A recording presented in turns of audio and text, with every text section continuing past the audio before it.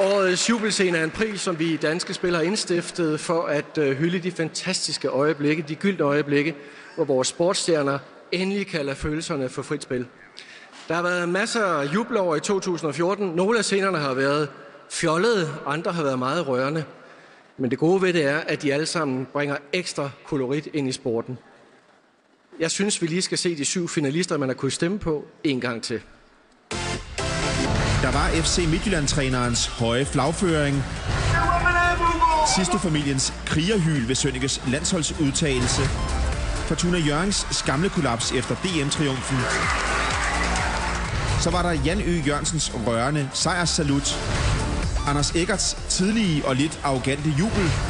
AaB's cykeltur efter sejren i pokalfinalen. Og til sidst var der Bjørnens ridetur. Det er dig, der har bestemt vinderen. Og til at overrække prisen kommer her vinderne fra sidste år. Det er håndboldspillerne Christina Mulle Christiansen og Sandra Toft.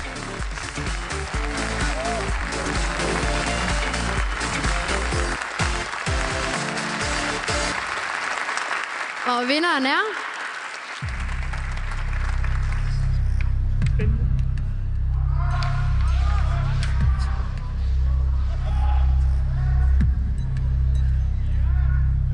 AaB Fodboldklub. Vi kunne kalde den for de glade cykeldrenge fra Aalborg. Vi kunne også kalde den vinder af The Double, og nu kan vi sørge også kalde den modtagere af prisen for årets jubelscene.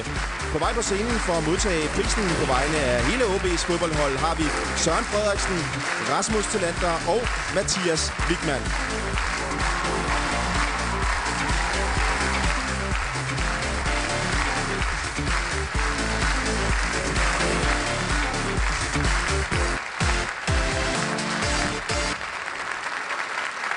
Ja, så vandt vi jo endnu en gang, Glenn.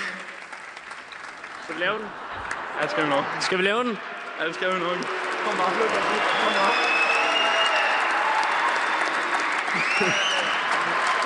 Kom bare. Tusind tak alle sammen.